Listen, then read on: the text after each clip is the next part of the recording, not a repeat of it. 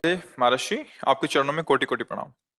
महाराज जी, वैवाहिक जीवन में ब्रह्मचर्य के क्या नियम है? संतान प्राप्ति के सिवा भोग पाप है जैसा सुना है, परंतु धर्म पत्नी नियम पालन में साथ ना दे। महाभारत ग्रंथ में, शास्त्र में, जो जिनका पाणी ग्रहण संस्कार हो गया है, जब पत्नी मासिक धर्म से युक्त होकर 7 दिन बाद पवित्र हो जाए, फिर पवित्र तिथियों का त्याग करते हैं। जैसे एकादशी है, या पूर्णिमा है, या भगवत जन्मोत्सव है, राधाष्टमी, कृष्ण जन्माष्टमी, रामनवमी, नौ दुर्गा आदि, इन पवित्र तिथियों का त्याग करते हुए महीने में एक बार, ऐसा शास्त्र सम। पर उसे हम इसलिए व्यक्त नहीं करते कि जितना अधिक दोनों मिलकर संयम कर सको अच्छा है, पर यदि नहीं संयम तो एक बार का लिखा है कि जब तक मासिक धर्म से युक्त माताएं बहनें रहती तब तक स्पर्श भी न करे, मतलब उस भावना से। और जब पवित्र हो जाए तो एक बार के लिए, ऐसा शास्त्र में वर्णन है, तो वो पवित्र रहेंगे और उस शरीर स्वास्थ्य भी ठीक रहेगा और संतान उत्पत्ति के लिए भी मंगल में माना गया। अब जैसे संतान हो गई है और हमारी वासना अभी शांत नहीं हुई है, तो ऐसा अन्य की तरफ न देखे, धर्म से चले, तो इसमें कुछ सुख है नहीं, ऐसा अनुभव हो जाएगा। बहुत देखे हम तो, बिना पढ़े लिखे गांव के लोगों को देखा है कि एक दो संतानें हो गई तो घर के बाहर लेटने लगे परिवार से, क्योंकि वास्तविक इसमें सुख नहीं है। हमारा जो मन है जिस सुख की चाह कर रहा है, आप खुद देखो, गृहस्थ हो आप लोग, आपको हर बार एक नई तृष्णा जगती है, एक नया चाव भोगने का होता है, वो चिंतन के कारण।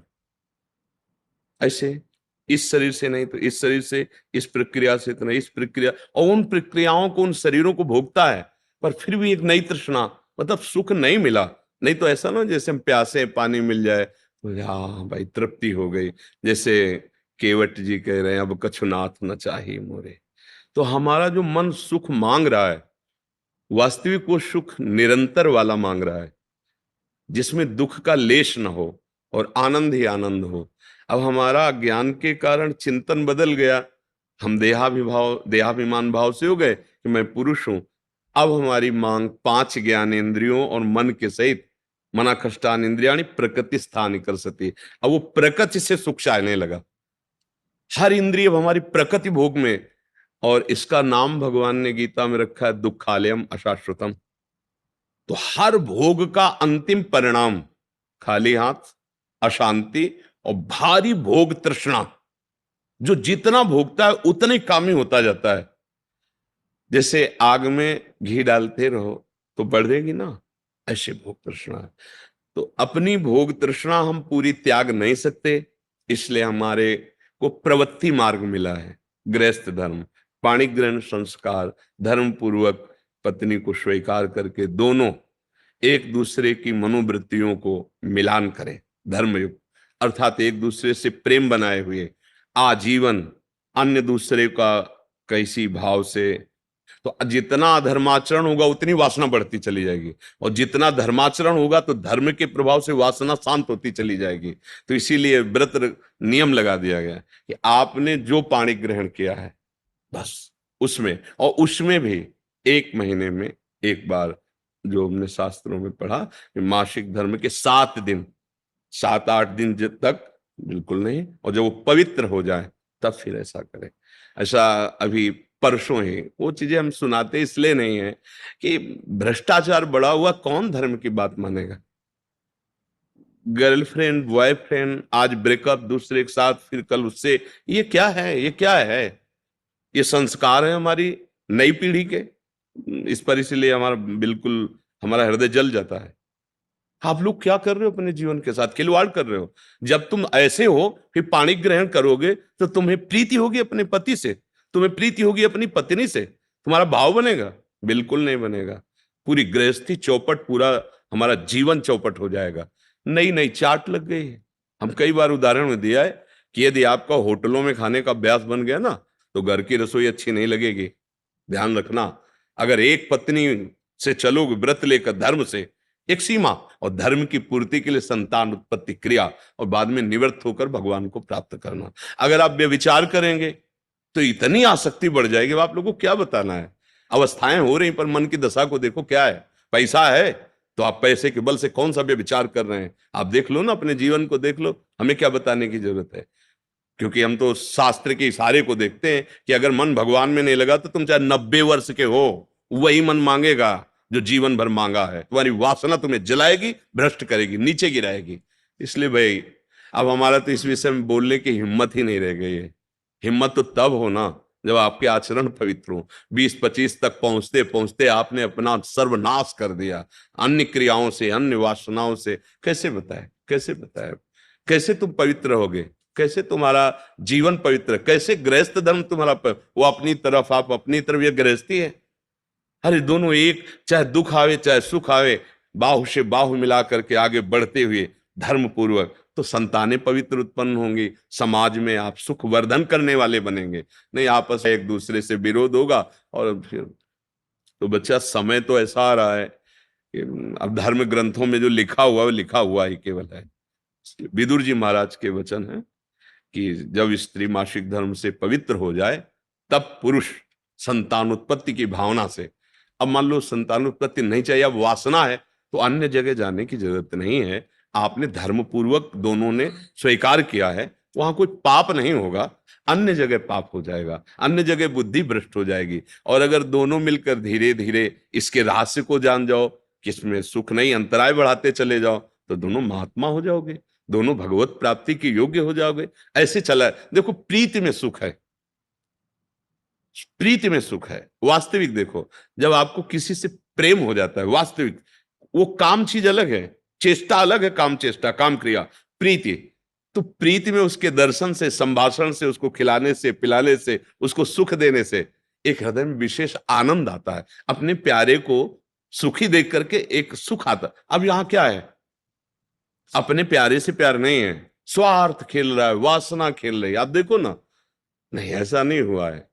अगर ऐसा भी हुआ है कि पाणी ग्रहण संस्कार हो गया, फिर पति के पैर टूट गए या किसी तरह, तो पूरे जीवन तन मन से वो उसको सहयोग किया है और लोकों पर विजय प्राप्त की, पुण्य लोकों पर विजय प्राप्त। अब क्या, आप स्वस्थ हो, आपके पास अगर उनकी मनोकामना पूर्ण करने लायक अर्थ नहीं तो वो आपकी नहीं, वो आपकी मनोकामना के विपरीत हो तो वो आपकी नहीं। ये कोई प्रेम है, ये कोई धर्म है, ये कोई बाजार की वस्तु है।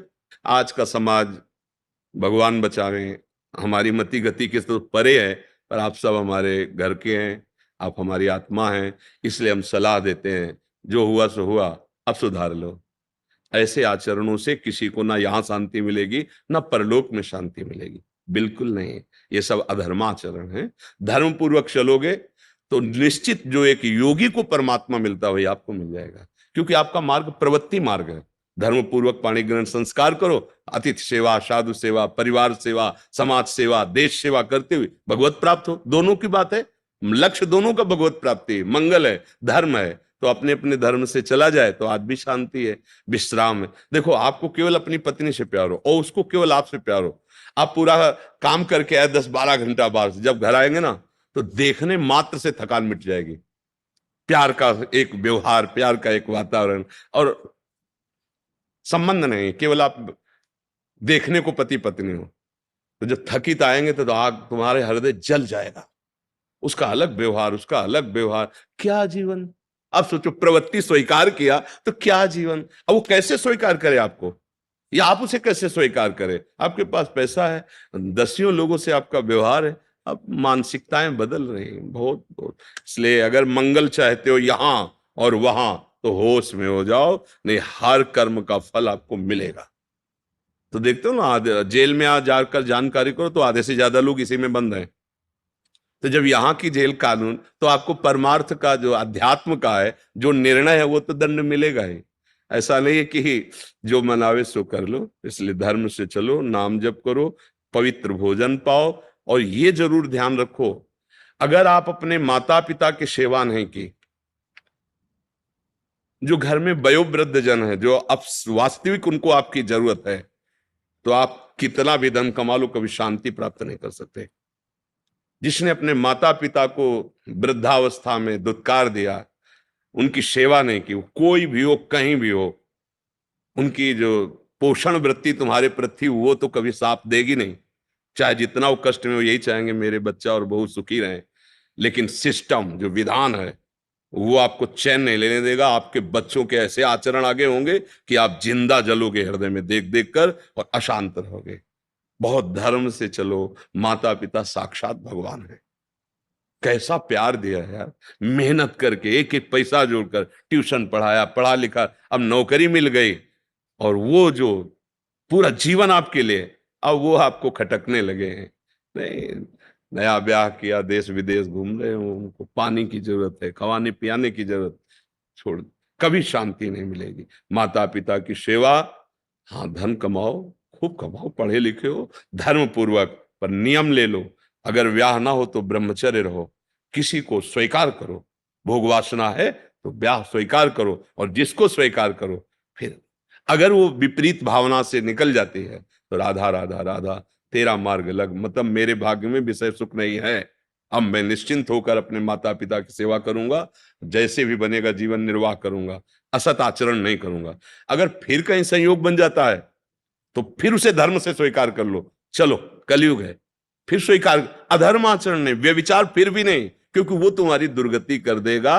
व्यभिचारी को कभी शुभ गति नहीं होती। और आज आज शौक है इस बात का, ये नरक की सर्टिफिकेट है। भगवान बोल रहे हैं त्रिविधम नरकस्येदम द्वारम नाशन मात्मना कामः क्रोधा तथा लोभा तस्मात् देत्यन्ते। काम क्रोध लोभ ये नरक की सर्टिफिकेट है। अगर अधर्म पूर्वक इनका भोग करोगे, जैसे आप अपनी पत्नी से, तो ये धर्म है। अगर अधर्म पूर्वक आप पत्नी से भी अपने अधर्म पूर्वक राक्षसी भाव में आ जाएं तो आप दंड के अधिकारी, यहां भी नहीं अधिकारी, वो जाके शिकायत करे तो आप ये कानून दंड देगा ना। पत्नी है पर आपने राक्षसी प्रवृत्ति का अगर प्रयोग किया तो यहां भी दंड है, तो आप भागवतिक दंड से कैसे बच जाएंगे? बहुत सावधानी से। काम क्रोध मद लोभ सब नाथ नरक के पंथ, ये पैसे के बल से, प्रभाव के बल से व्यभिचार प्रवृत्तियों में उतरना मानो नरक की सर्टिफिकेट। तुम्हारे कर्म तुम्हारे ऊपर लागू हो जाएंगे। आप भले सुधर गए हो, पर वो जो बोया है उसको काटना पड़ेगा।